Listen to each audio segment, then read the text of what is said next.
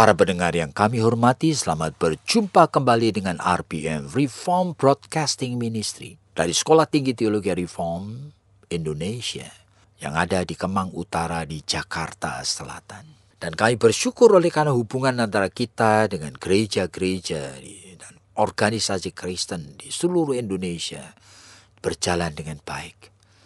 Dan kami ingin sekali suatu hubungannya makin lama menjadi hubungan kerjasama yang memuliakan Tuhan. Oleh karena di mata Tuhan sebetulnya hanya ada satu gereja. Dan kita percaya kita harus menuju ke sana.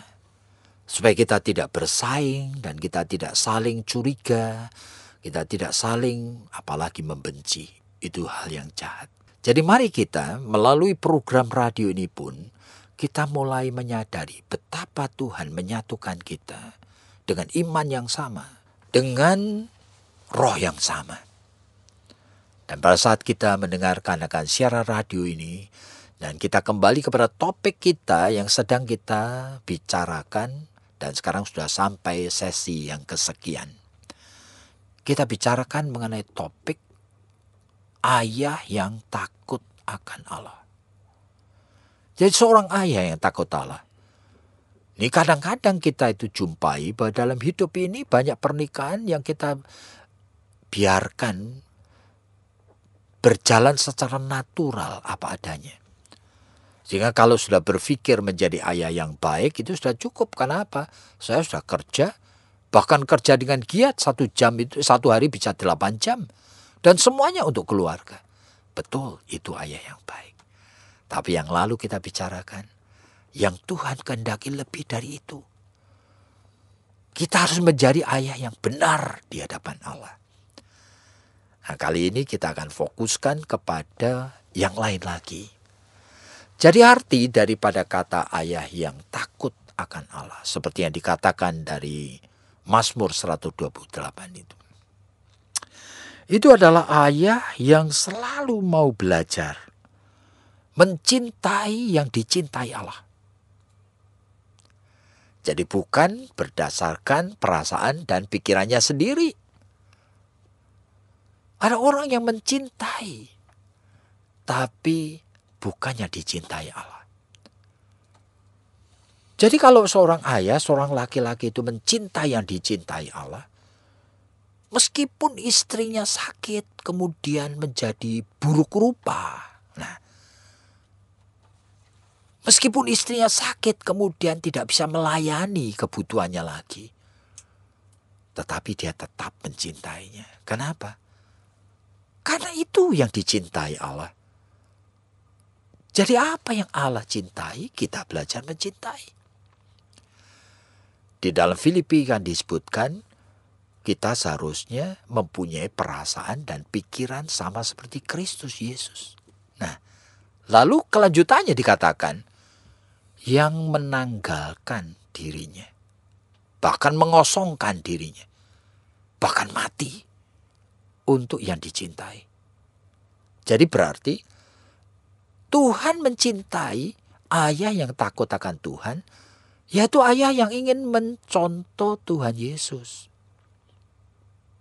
Jadi memakai perasaan dan pikiran Kristus di dalam dia merasa, memikir barangkali terhadap istrinya, yang kadang-kadang tidak selalu lovable, tidak selalu menyenangkan, tidak selalu itu membahagiakan dia.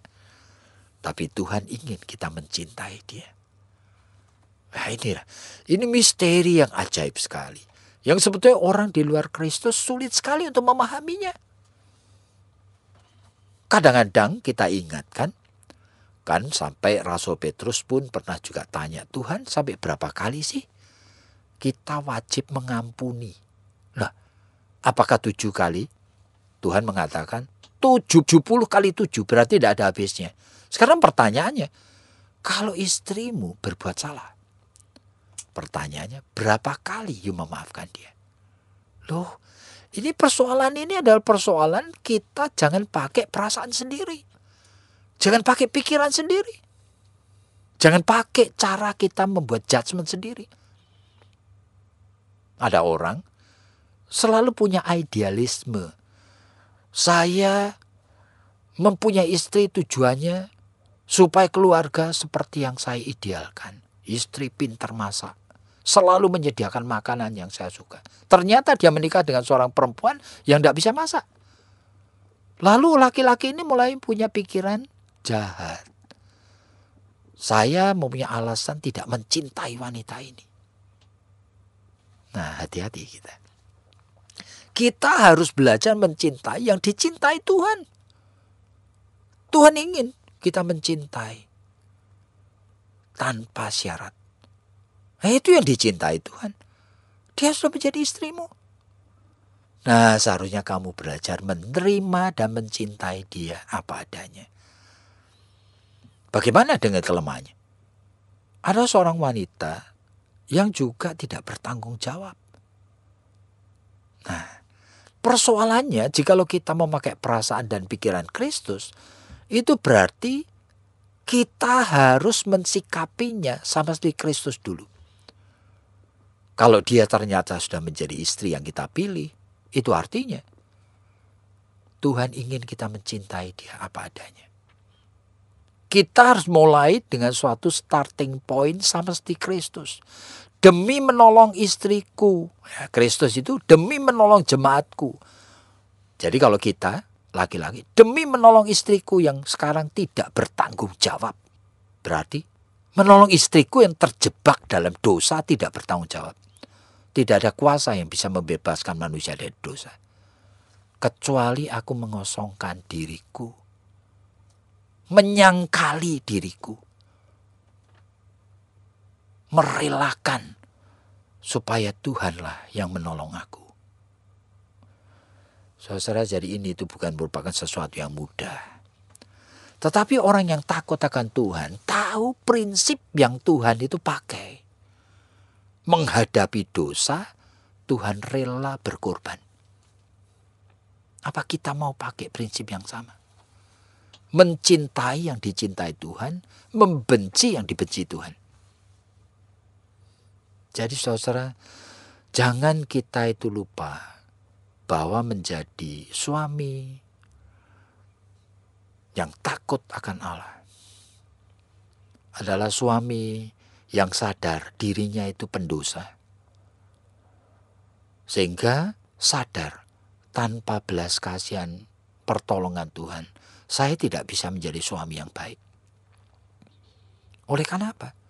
Orang-orang yang nanti dipercayakan kepada saya sebagai istri, barangkali sebagai anak-anak, seringkali bukan pribadi yang menyenangkan kita. Ada suami yang cerita kepada saya. Dia sekarang malas pulang. Kenapa? Karena punya 2 anak. Dua-duanya autis. Sulit sekali dihandle. Lalu, ya dia tidak mau. Dia ingin menghindar. Jadi saudara, hidup ini kadang-kadang tidak mudah. Kita yang anaknya gampang dan cantik dan pinter, kita bisa mensyukuri begitu mudah. Tapi kalau punya anak yang autis, yang terus rewel, sulit dihandle, teriak-teriak, lari sana, lari sini, memecahkan ini, memecahkan itu, merusak ini, merusak itu, tidak bisa dipegang, terus bergerak, terus berjerit-jerit, keluar air liurnya dari mulutnya. Anak yang tidak lovable. Nah, tetapi ayah yang takut akan Tuhan tahu. Mazmur 127 mengatakan, anak itu bukan milikmu. Anak itu cuma titipan Tuhan kepadamu. Berarti orang yang takut akan Tuhan tahu, Kalau Tuhan menitipkan anak yang sulit ini karena Tuhan tahu kamu bisa. Oleh karena Tuhan itu ingin memberikan hak istimewa sama kamu. Untuk bisa mengasihi, mendidik anak yang sulit ini. Ya ini hak istimewa. Jadi takut akan Tuhan membuat pikiran manusia itu diubah. Kita melihat itu dari perspektif iman Kristen. Tuhan tidak pernah salah. Tidak keliru dia. Pasti maksudnya baik. Makanya dalam Roma pasal 8 ayat 28 itu Rasul Paulus kan mengatakan segala sesuatu itu bekerja bersama-sama mendatangkan kebaikan bagi orang yang mengasihi Allah. Berarti kita belajar mencintai yang dicintai Allah. Belajar membenci yang dibenci Allah. Jadi mari kita dengar apa yang saudara Etis mau katakan. Pak Yakob, seringkali pernikahan itu ketika sudah berjalan itu kita berhadapan dengan di mana banyak ekspektasi kita, harapan-harapan itu tidak terwujud, tidak terrealisasi. Para ayah sering mengalami kesulitan di mana terjadi perubahan-perubahan yang mereka tidak prediksi sebelumnya, sehingga mereka tidak selalu siap untuk kondisi-kondisi merespon perubahan-perubahan seperti itu. Beberapa ayah itu seringkali bahkan berada dalam kondisi yang sudah sangat buruk karena salah merespon kondisi-kondisi yang berubah itu. Seperti yang Pak Yakob tadi ceritakan, sehingga memperlakukan anaknya yang keadaan seperti itu. Itu kalau keadaan seperti itu, ada ayah yang sudah sampai pada level seperti itu. Dari mana mereka harus memulai untuk memperbaikinya? Sebetulnya semuanya itu tidak ada kata terlambat. Sementara kita masih hidup, selalu ada kesempatan mengalami pertobatan. Dalam Matius pasal 12 kan diingatkan tidak ada dosa yang tidak dapat diampuni. Kecuali dosa terhadap Roh Kudus. Itu artinya jikalau kita memang menolak untuk percaya, ya itu sudah sulit sekali untuk kita ini berubah. Jadi selalu ada pengharapan bagi orang yang bertobat. Jadi sebetulnya hidup ini tidak mudah. Kadang-kadang dihadapi oleh keluarga. Saya kadang-kadang melihat ada keluarga yang diberkati Tuhan dengan berlimpah-limpah. Sudah kaya, anaknya cantik-cantik, ganteng-ganteng, pinter-pinter, saling mencintai, hormat orang tua, rajin di gereja, menyukai rohani. Waduh, seolah-olah jalannya itu tol terus dalam hidupnya. Pihak yang lain ada orang yang begitu sulit. Yang punya suami itu stroke pada saat dia itu anak masih kecil-kecil. Sehingga untuk biaya hidup saja susah sekali. Dan kadang-kadang kita berpikir, Tuhan kenapa engkau tidak adil? Padahal kita tidak tahu yang sebetulnya terjadi itu. Ada ribuan aspek yang dipertimbangkan Tuhan. Yang manusia itu pikir dan pertimbangkan cuma 2-3 aspek. Kita tidak mengerti. Dalam Matius pasal 20 itu ada cerita mengenai seorang tuan yang punya kebun anggur. Nah, dia kemudian mencari orang yang untuk memanen anggurnya.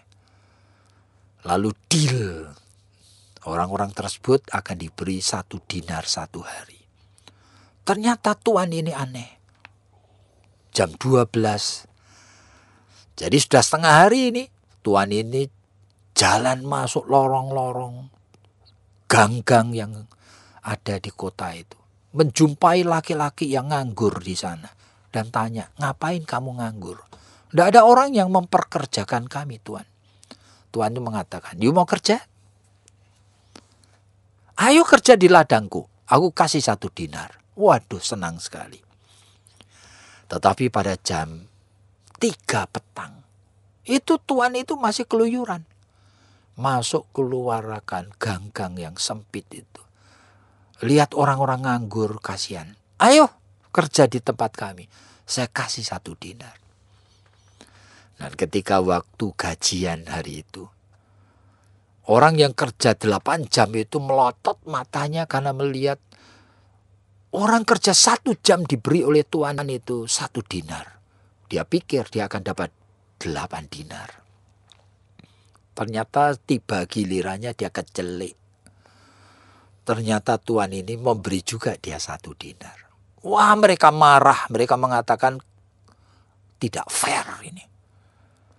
Kerja 1 jam dikasih 1 dinar. Kerja 8 jam kasih 1 dinar. Tapi Tuhan mengatakan, bukankah sejak mula kita sudah ada deal persetujuan. Kamu kerja saya kasih 1 dinar. Itu kerja yang sangat layak. Gaji yang sangat layak. Kamu setuju kan? Dan Tuhan itu masih melanjutkan dengan 1 kalimat. Bukankah ini uangku? Aku berhak memberi kepada siapa yang aku akan beri. Jadi kadang-kadang manusia itu di tengah kehidupan yang sulit, pikirannya menjadi jahat terhadap Tuhan. Ingin mengajari Allah. Padahal hidup ini tidak seperti itu. Nah, kita perlu waspada. Siapa sebetulnya ayah yang takut akan Allah? Yaitu ayah yang ingin mencintai yang dicintai Allah. Dan membenci yang dibenci Allah. Kiranya Tuhan memberkati Anda semua yang masih membukakan jiwa Anda untuk belajar. Sampai kita jumpa lagi.